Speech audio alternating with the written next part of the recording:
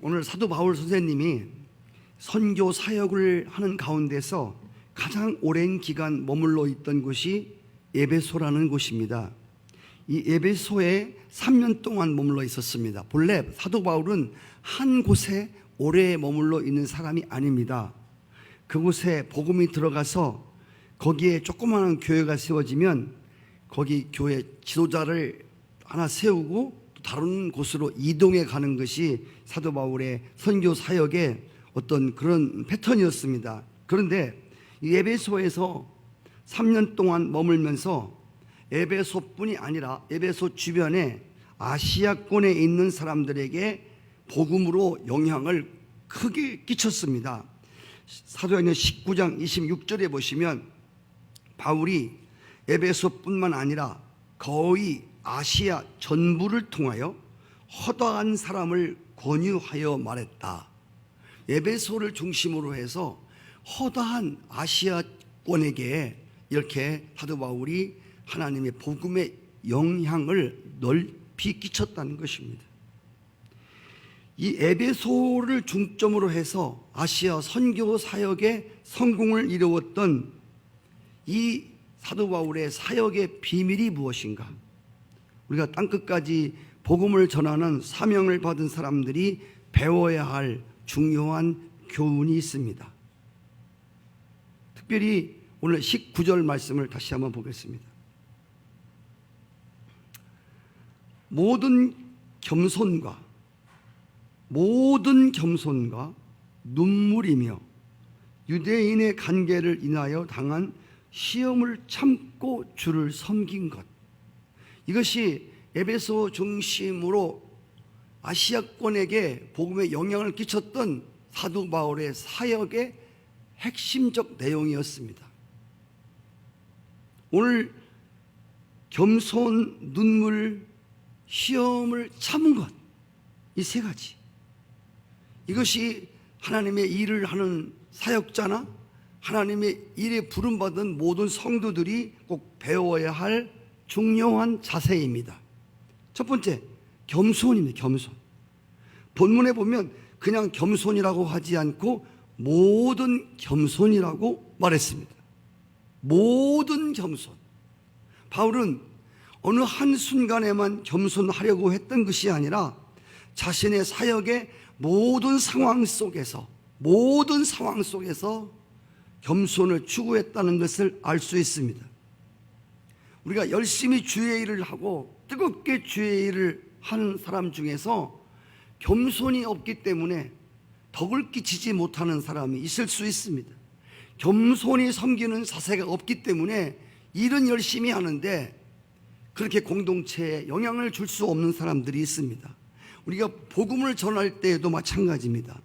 이 겸손히 섬기는 자세가 없다면 그 사역을 받아들이기가 매우 어려울 것입니다. 이건 저를 포함해서 우리 모두에게 하는 말씀이 됩니다. 우리가 전도할 때도 보면 어떤 사람들은 전도할 때에 논쟁에서 서로 말다툼에서 이기려고 합니다. 내가 아는 성경의 지식 실력으로 저 사람을 KO시켜갖고 내가 멋지게 승리를 하겠다고 하는, 그렇게 논쟁을 해서 이기려고 합니다. 여러분, 분명한 것은 논쟁에서는 지고 전도에는 승리하는 것이 이 전도의 중요한 원리라는 것입니다. 내가 안 믿는 사람을 예수님이 어떤 분이고 그 사람은 또 뭐 얘기하면 그 사람을 말문을 막히도록 내가 논쟁에서 이기려고 맘만 먹으면 이길 수 있습니다. 그런데 이것은 겸손한 자세가 아니라는 것입니다. 우리가 복음을 전할 때도 겸손한 자세로 복음을 전하지 않으면 내 말이 맞기는 맞다. 그런데 내가 믿나 봐라. 이런 게 있단 말입니다. 그래서 여러분들이 말을 많이 해서 막 그 사람을 입을 딱 다물게 만들어 놓고 꼼짝 못하게 묶어서 교회 끌고 와야지. 절대로 안 믿습니다. 더군다나 예수님 영도 없고 고집이, 인간의 고집이 얼마나 고래 힘줄보다 더 강한 게 인간의 고집이에요. 진다고 나오는 게 아니에요. 져서 아이고 알았어요, 예수 믿을게요 한 사람도 없습니다. 그래 너 똑똑해, 그래 너 굵어, 근데 나 안 믿어 예수. 예. 우리 말이 틀려서 안 믿는 게 아니라 그들 안에 고집스러움이, 지기 싫어하는 자존심이 하나님께 나오는 것을 거부한단 말입니다. 여러분 교회에서 안에서도 봉사할 때도 마찬가지. 겸손히 섬기는 자세가 없으면 목자가 됐든 교사가 됐든 그 누가 됐든 마찬가지. 제가 우리 방송실에서 일하시는 우리 김선아 집사님이 항상 이게 저한테 원고를 가지러 오고 그래서 지난번에는 저도 모르게 이렇게 저 안에 제 입에서 반말이 나오려고 그래요. 제가 제 입에서 반말이 나오려고. 그래서 바로 사과를 했습니다. 이게 매주마다 원고를 갖고 가니까 이게 뭐 친한 것도 아니지만 매일 보는 사람이니까 이런 사람일수록 더욱 이게 더 예의가 바라야 되는데 또 이렇게 반말이 나오려고 그래요. 이거는 별로 은혜스럽지 않은 거예요. 내가 아무리 나이가 많이 먹었어도 은혜롭지 않는 거예요. 제가 젊은 시절에 또 저희 성도들에게 저도 모르게 이렇게 겸손하게 섬기는, 지금도 마찬가지지만 그런 자세를 보이지 못해서 시험 들은 사람들이 있었어요. 겸손하게, 목사도 마찬가지, 교사도 목자도 마찬가지, 여러분 권사나 집사나 장로나 다 마찬가지. 하나님의 일할 때 이 겸손한 자세로 섬기는 것이, 이것이 다른 사람들에게 예수님의 영향을 끼쳐주는 아주 중요한 자세라고 하는 것입니다. 그러면 어떻게 해야 겸손한 자세로 섬길 수 있겠는가? 이것은 우리가 종의 정신을 갖고 있지 않으면 겸손하게 섬기는 사역을 할 수가 없습니다. 바울은 자기 자신을 철저하게 종의 시각에서 이해하고 있었습니다. 섬긴다는 말은 영어로 서비스란 말입니다. 이 서비스란 말은 종이란 단어와 같은 의미입니다. 그래서 종으로 섬기는 자리가 바로 겸손의 자리라는 것입니다. 바울은 그의 서신에서 그리스도의 관계를 언제나 예수 그리스도의 종된 바울은 이라고 표현했습니다. 여러분, 종이란 무슨 뜻입니까? 종은 자기 마음대로 행하는 사람이 아닙니다. 종은 아시는 대로 자기를 위해 사는 사람이 아니라 철저히 주인을 위해 살아가는 사람입니다. 그리스도가 참으로 나의 주님이시라면 나는 그분의 종일 수밖에 없을 것입니다. 자기 중심 속에 살고 있는 자들에게 종이 된다고 하는 것은 결코 쉬운 일이 아닙니다. 그래서 고린도전서 4장 6절 7절 말씀 한번 보실까요? 같이 읽어요. 시작. 기록한 말씀을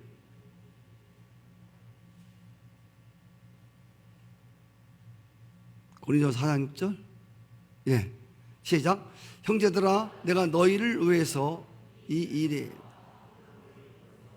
본을 보였으니 이는 너희로 하여금 기록된 말씀 밖으로 넘어가지 말라 한 것을 우리에게 배워서 서로 대적하여 교만한 마음을 가지지 말게 하려 함이라.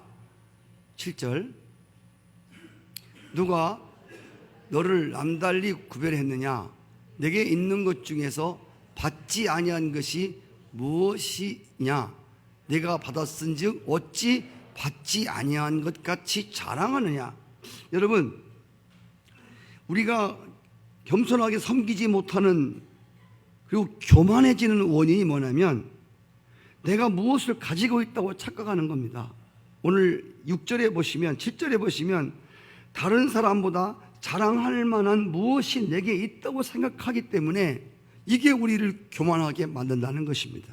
내가 너보다 나아, 내가 너보다 많이 배웠어, 내가 너보다 큰 집에 살아, 내가 너보다 돈 더 많을걸, 내가 너보다 은사도 많아, 내가 너보다 실력도 날걸, 이렇게 나에게 다른 사람보다 자랑할 것이 내게 있다고 생각하는 사람들, 이런 것들 때문에 사람이 교만하게 된다는 것입니다. 오늘 말씀에 보면 7절에 보시면 네가 가지고 있는 것 중에서 주께로부터 받지 아니한 게 뭐냐는 거야. 응? 우리가 가지고 있는 지금 모든 건강, 물질, 지위 모든 것이 다 주께로부터 받지 아니한 것이 무엇냐고 지금 묻지 않습니까? 모든 것이 주께로부터 와진 것이다. 하나님이 주셨기 때문에 받은 것이다. 할렐루야. 모든 것도 다 마찬가지. 내가 갖고 있는 물질의 부유함이라든지 건강함, 내가 새벽마다 운동했던 일이 건강해, 이게 아니라 건강도 하나님으로부터 받았다고 하는 게 이게 기독 정신입니다. 물질도 내가 수고했지만 수고한 대가로 하나님께로부터 주신 것이다. 사장님이 주신 것이 아니라 하나님이 사장을 통해 주신 것이다. 아멘. 집도 마찬가지고. 내가 이렇게 해서 분양했더니 딱 봐.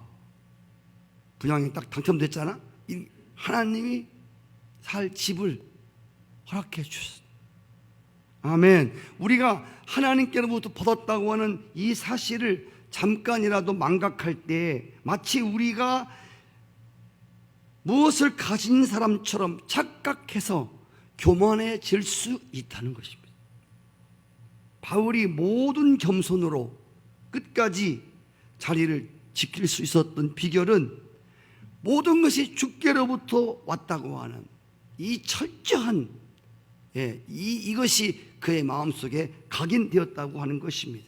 여러분, 주님께로부터 온 것 가지고 주님의 영광을 위해서 헌신하고 희생하는데 내가 자랑할 게 뭐 있겠습니까? 내가 교만할 게 뭐 있겠습니까? 내가 다른 사람보다도 더 헌금을 내고 11조를 많이 낸다면 이거는 하나님께 감사할 일이지. 할렐루야. 이건 교만한 일이 아니란 말이에요. 마치 내 것을 많이 내는 것처럼. 근데 이런 건 결코 교만한 것이 아니에요.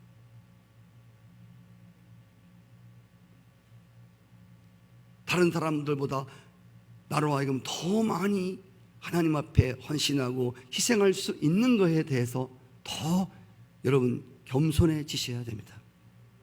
아멘.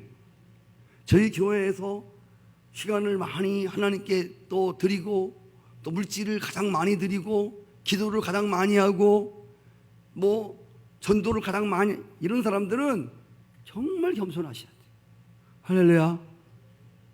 그래야 다른 사람들에게 좋은 영향을 끼칩니다. 목회자들도 자기가 열심히 설교 준비 잘해가지고 목회 잘해가지고 교회에 성공한 줄 아는 사람들은 은근히 자기 과시로 그 안에 교만함이 들어있습니다. 성도 여러분, 사도행전 9장에 보면 사울이라는 사람이 그가 얼마나 교만한 사람인지 몰라요. 가진 배경, 가문, 지식, 실력, 능력, 이것 때문에 정말 교만했습니다. 그런데 이가 예수를 만난 다음에 오늘 말씀대로 자신의 모든 생명도 주님께로부터 새로 받은 것이기 때문에 일부 겸손이 아니라 모든 겸손으로 복음을 위해서 기꺼이 섬겼습니다. 할렐루야. 모든 일에 겸손했어요. 어떤 건 교만하고 어떤 건 겸손한 게 아니라 모든 일을 할 때, 하나님의 일을 할 때 겸손함으로 일을 했어요. 그래서 그 겸손히 섬기는 사역을 보면서 많은 사람들이 감동을 받아요. 할렐루야. 목사나 교사나 목자나 특별히 섬기는 분들, 전도하시는 분들은 더 사도바울같이 모든 일에 겸손함으로 섬기는 종의 정신이 우리에게 있기를 주의 이름으로 축복합니다. 두 번째는 눈물입니다. 눈물. 20장의 사도 바울은 눈물이라고 하는 단어를 자주 사용하고 있습니다. 이것은 사도 바울이 교회를 섬기고 성도를 섬기고 그리고 복음을 알지 못하는 사람들을 섬길 때에 얼마나 진지하게 감당했는가를 우리에게 말해주고 있습니다. 오늘 사도행전 20장 31절에 보니까 그러므로 너희가 일깨어 내가 3년이나 밤낮 쉬지 않고 눈물로 각 사람을 훈계하던 것을 기억하라. 내가 3년 동안 눈물을 흘리면서 그대들에게 훈계하고 가르쳤다는 거야. 그는 직업의식으로 사역을 하지 않았습니다. 직업의식. 여러분, 목회자나 선교사나 직업적으로 한다면 이것처럼 어려울 게 없어요. 이거 빨리 다른 직업 가져야 돼요. 진짜 제가 해보니까 목사는, 선교사는 이런 거는 직업의식으로 하는 게 아니에요. 사명의식으로 하는 거지, 직업의식으로 하면 진짜 못해요. 이거 누구 말대로 정말 직업의식으로 못해 먹을 게 이 목회입니다. 절대 못합니다. 이거 할 수는 있지만 무지하게 힘들어요. 보통 고역이 아니에요. 이거는. 그는 눈물로 사람들에게 호소하며 복음을 전하고 교회를 섬겼습니다. 오늘 20장 37절에 보니까 바울과 에베소 교회의 지도자들이 헤어지는 장면이 나옵니다. 보실까요? 다 크게 울며 바울의 목을 안고 입을 맞추고 다시 그 얼굴을 보지 못하리라 한 말을 인하여 더 근심하고 100가지 그를 전송했다.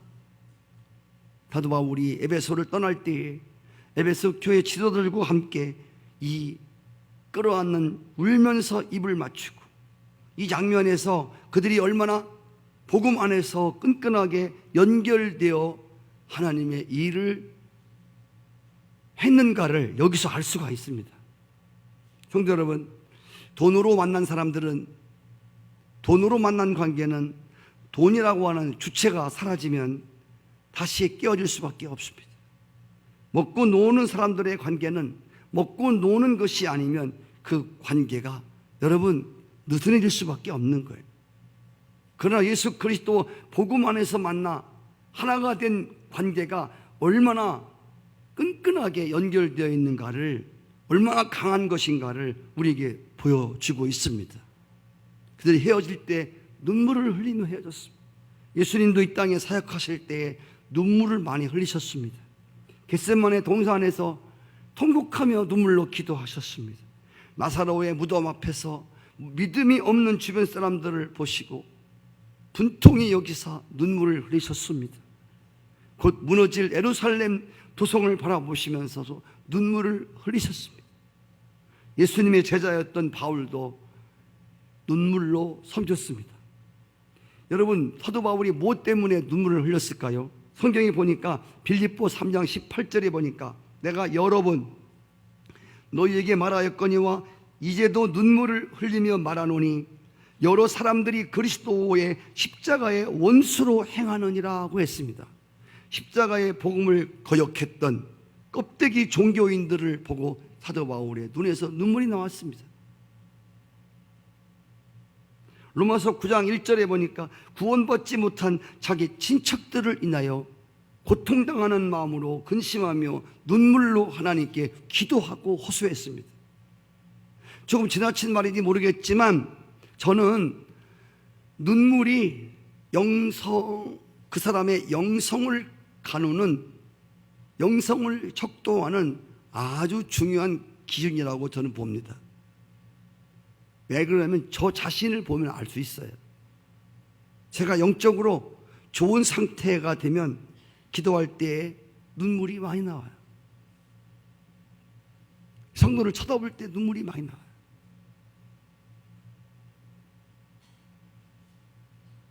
열심히 하는 사람은 너무 고마워서 눈물 나오고, 열심히 신앙생활을 못하는 분은 안타까운 눈물이 나오고, 기도할 때도 마찬가지. 그 영성이 제가 충만할 때 말입니다. 그런데 제 목이 좀 뻣뻣해지고, 또 나도 모르는 사이에 어떤 이런 것들이 들을 때 제일 먼저 나타나는 증상이 뭐냐면 눈이 삭막해집니다. 잃어버린 영혼들을 위한 아픔이 없습니다. 그들의 부담이 나의 부담으로 끌어안아지질 않아요.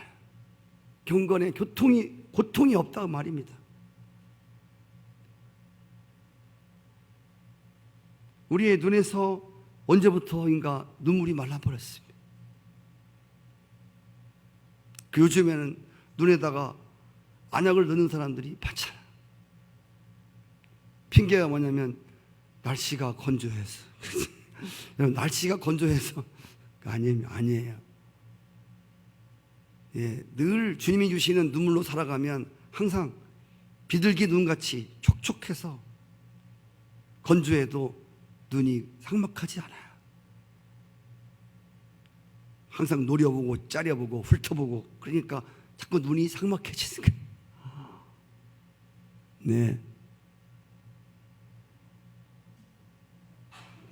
고린도후서 2장 4절에 보니까 내가 큰 환난과 애통하는 마음이 있어 눈물로 너에게 썼다고 했습니다. 바울은 고린도 교회에게 보내는 편지를 눈물로 썼습니다. 왜? 그들의 신앙이 성장해야 되는데 어린아이의 신앙에 머물러 있는 겁니다. 유치한 신앙에 머물러 있는 겁니다. 성장할 때가 됐는데 크지 않는 거야. 시기하고 질투하고 파벌의식이 생기고 은사로 남발로 자기 자랑하고 이 교회에 문제가 끊임없이 일어납니다. 사도 바울이 이 문제를 해결하려고 눈물로 편지를 썼습니다. 언제까지 그렇게 어린아이처럼 늘 싸고 뭉갤래? 정말 눈물로 편지를 쓰는.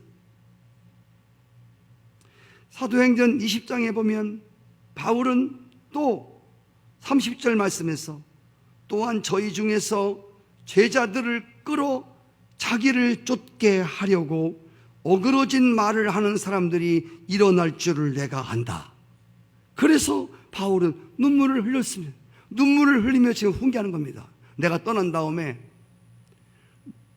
어떤 사람들이 자신들을 쫓게 하려고 이상한 내가 가르치지 않은 말을 할 터인데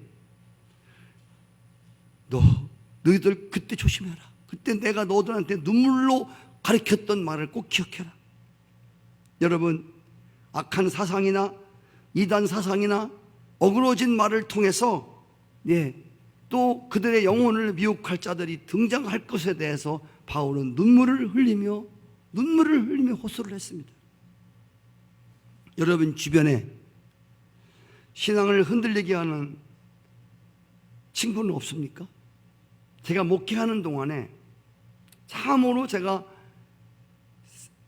물론 씻어진 상처이지만 그 상처에 아직도 그 흉터가 남아있는 것 중에 한 가지가 뭐냐면 모이기만 하면 우리 교인들이 모이기만 하면 교회 비판하고 성도들 비판하고 뭐 이런 일들을 그냥 이 중상을 일삼는 사람들이 그냥 있어요. 늘 그룹이 어울려 다니면서 그런 사람들의 영향을 받아서 하나님으로부터 자꾸만 멀어져가는 모습, 영적으로. 그래서 제가 조심스럽게 이렇게 이 모임 조심해라. 뭐 등산을 한다나 이러면 성도들이 모여서 등산할 수 있습니다. 두세 명 뭐 좋은 사람끼리 등산을 하면서 신앙에 도움되는 얘기를 해야죠. 네? 그 등산 갔다 와갖고 또 저녁 먹으면서 교회 용 듣고 이 성도 중상무리학 저 성도 듣고 목사 용 듣고 악한 모임이에요. 이 모임 조심해라. 그랬더니 벌쩍 뛰면서요. 아이고 보란듯이 그 모임이 강화되더라고. 제가 그런 목회하는 동안에 그런 걸 많지는 않지만 한 7, 8건을 봤거든요. 그건 집단적인 이탈입니다. 거기서 한 사람이 이탈하면 다 이탈해버리는 거예요. 무서운, 여러분, 이건 이단보다도 어떤 의미에서 더 경계해야 될 아주 위험한 모임입니다. 그래서 사도 바울은 자기가 떠난 다음에 이런 사람들이 돌아갔고 자신들을 과신하면서 자신을 추종하는 사람들을 만들려고 하는 사람이 나타난다는 거야. 눈물을 흘리면서 얘기를 해주는 거야. 절대 속지 마라. 제가 아까 일부 시간도 말씀했지만 우리 성도님 정말 공부시키고 애써서 교회 나오기 시작했는데 자꾸만 이 주변에 아는 가까운 교회인데 성결교회 교인이래요. 집사가 매일 와서 옆에 와서 정말 은혜도 안 되는 밥만 먹고 와서 옆에 한다는 거예요. 정육점 하는 제 성도 말입니다. 정말 열심히 새벽 기도부터 열심히 하고 오늘부터 쉬겠다고 딱 끊어지는 거예요. 제가 검연을 했습니다. 그래서 성도님이 찾아가서 근데 오늘 제가 말을 했어요. 마음에 있는 것을 털어놔야 된다. 그랬더니 그 교인이 늘 와서 정말 은혜도 안 되는 그래서 집사인데 제가 오늘 딱 부러지게 말을 해줬어요.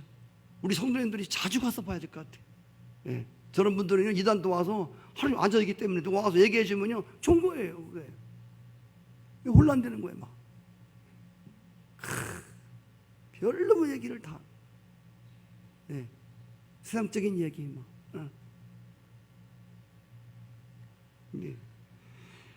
여러분 3년 동안 잘 가꿔놓은 나무가 잘못된 영향을 받아서 흔들리는 모습을 바라보면서 내가 그대들에게 눈물로 권고하고 훈계했던 것을 기억하라고 호소하고 있습니다. 사도 바울의 사역이 이런 사역이었답니다. 그래서 에베소뿐 아니라 아시아권까지 복음에 영향을 끼쳤다고 하는 것입니다. 오늘 우리의 섬김에, 우리의 전도에, 우리의 권고에 또 성령에 감동하는 이런 눈물이 있기를 원합니다. 저에게 이런 눈물이 마르지 않기를 원합니다. 마지막 세 번째로는 시험을 참는 자세입니다. 19절 모든 겸손과 눈물이며 유대인의 관계를 인하여 당한 시험을 참고 주를 섬긴 것. 여기 시험을 참고 주를 섬긴 것. 바울이 전도 사역할 때 그의 선교와 전도를 막는 방해자는 다른 사람이 아니라 자기의 동족 유대인이었습니다. 이방인이 아니었습니다.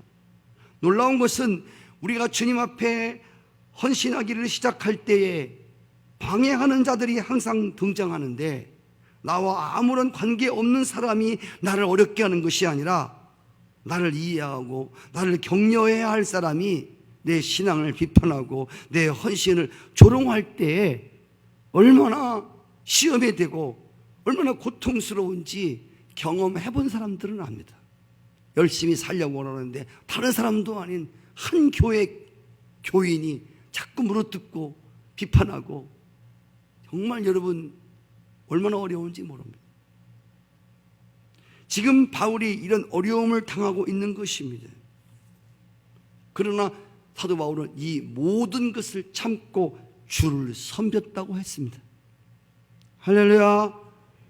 고린도 후서 11장 24절 이하에 보면 바울이 복음 때문에 동족들에게 당한 고난을 쭉 소개하고 있습니다.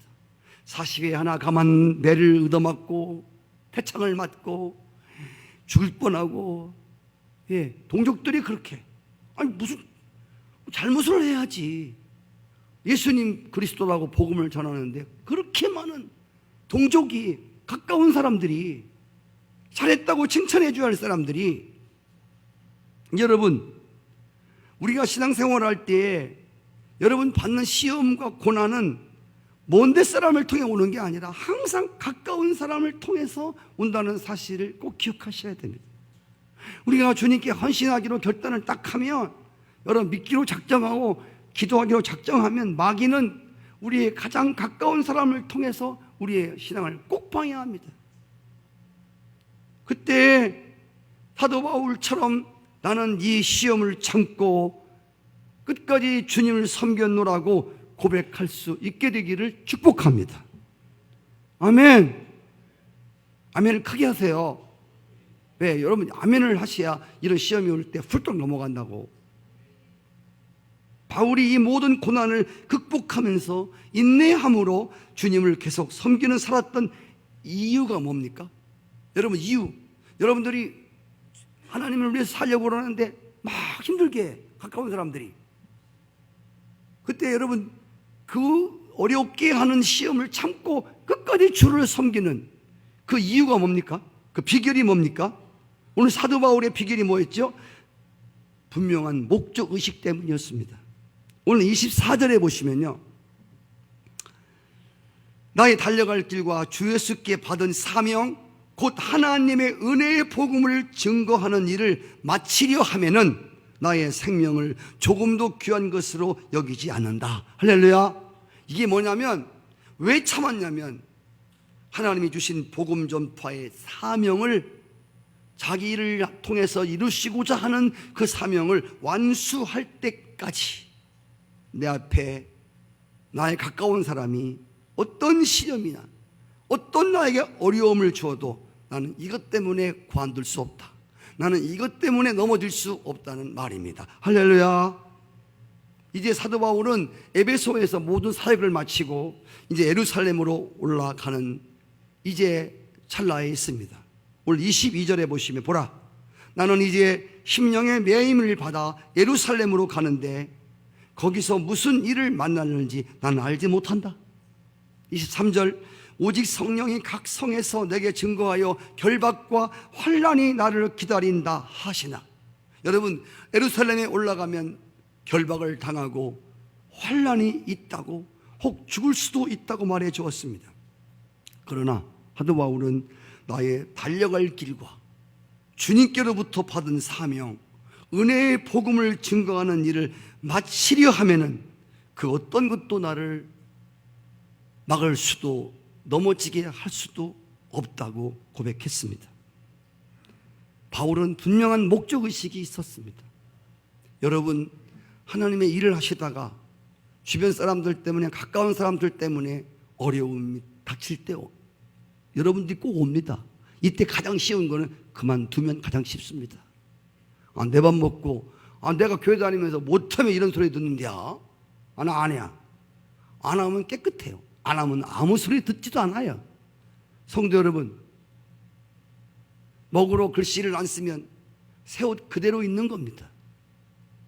먹물을 찍어서 열심히 글씨를 쓴 사람은 글씨 쓰다 보면 하얀 옷에 먹물도 튀게 박히는 거고, 여러분 교회 다니면서 아무 일도 안 하면 아무 소리도 안 들어요. 이 소리는 듣겠구나. 권사가 됐는데도 아무것도 안 해. 네. 이렇게 누가 하는 게 아니라 양심이 소리를 지를 겁니다. 그렇죠? 권사는, 감리교 권사는 15명 목을 감당하는 게 권사예요. 왜? 15명에 한 사람씩 권사를 세우거든. 장로는 30명에 한 사람이. 장로님은 30명 문을 해야 돼. 그러니까 장로님을 기도해서 돈도 많이 벌어야 돼. 예? 헌금도 단단 10,000원 하면 30만 원 해야 돼. 30배를. 권사는 평신도 10,000원 하면 15만 원씩 해야 돼. 15명 목이니까. 할라.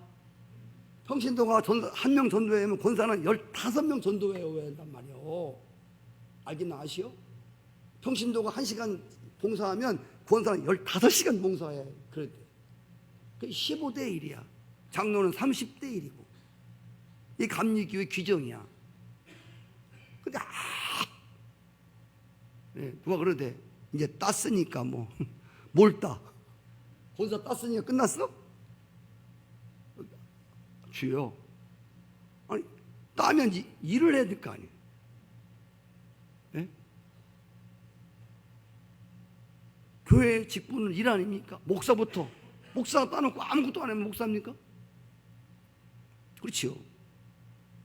자, 그래서 목적의식이 분명히 있었어요. 나는 하나님이 시킨 이 일을 내가 마치려 하면은 나를 흔들어도, 나를 욕해도, 나를 누가 뭐라고 나를 씹어도 내가 그런 것에 내가 왔다 갔다 하지 않는다. 아까 나는 큰 믿음으로 믿음에 이르게 하겠다. 할렐루야. 나는 하나님께 받은 이 사명 때문에 난 가겠다는 거예요. 저는 목회하면서 성도들이, 믿음이 좋다는 성도들이 조금 이상한 소리만 들려오면 그래? 그리고 철푸덕이 주저앉는 사람들 무지하게 많이 봤어요. 나 안 해요. 나 안 해. 내가 뭐 때문에 그런 소리 들으면서 뭐 때문에 이리 일한대요? 나 안 해. 오늘 이런 사람들이, 그래서 우리의 복음은 주변에 아시아권은 고사하고 영향을 끼칠 수가 없는, 오늘 사도 바울이 우리에게 보여준 동족들로 하여금 가까운 사람들로 하여금 시험이 왔지만 참음으로 주를 섬겼노라. 이유는 목적의식 때문에, 눈물로 섬긴 것은 종의 의식 때문에. 아멘. 모든 겸손으로 섬긴 것, 이것도 모든 것이 다 하나님께로부터 온 것이기 때문에, 믿음도 은사도 능력도 다 하나님께로부터 왔어. 내가 생산한 게 아니야. 그래서 섬기면서도 더 겸손해지는, 더 하나님께 물질로나 시간을 더 헌신할수록 더 겸손해지는. 어떻게 이 교회에서 나로 하여금 주님이 이렇게 많이 주셔서 11조를 가장 많이 하게 하십니까? 정말 은혜입니다. 정말 이건 감격입니다. 주님, 이거 정말 감사입니다. 더 겸손한 여러분 되시기를 축복합니다. 바울이 흘린 눈물은 값싼 감성의 눈물이 아니었습니다. 억울한 눈물도 아니었습니다. 여러분, 무조건 눈물을 흘린다고 다 영성은 아닙니다. 눈물을 홈박 쏟아도 아무런 변화가 없는 것이라면 싸구려 눈물입니다. 오늘 사도 바울이 이렇게 모든 겸손과 눈물과 오래 참음으로 주를 섬김으로 섬겼기 때문에 그의 영향이 에베소를 넘어서 아시아권 모든 곳에 영향을 미치게 되었다고 하는 것입니다. 그리고 그가 마지막에 디모데 후서 4장 6절 8절에 나온 것처럼 내가 떠나갈 날이 다가왔다. 나는 선한 싸움을 싸우고 달려갈 길을 다 마치고 믿음을 끝까지 지켰다. 믿음에서 믿음으로 갔다. 이제 후로는 주님이 나를 위해서 의의 면류관이 준비되었을 것이다. 나뿐이 아니라 나처럼 주를 섬기는, 모든 겸손으로 섬기고 눈물로 섬기고 시험을 잘 참고 끝까지 주를 섬긴 이 자들에게도 하나님이 면류관을 주실 것이다. 오늘 우리는 어떤 모습으로 교회와 영혼들을 섬기고 있는지, 겸손과 눈물과 시험을 참고 인내하는 모습으로 우리가 주를 섬기십시다. 그리고 마지막에 사도 바울같이 마지막 면류관이 있을 이 고백을 함께 할 수 있는 여러분과 제가 되기를 원합니다.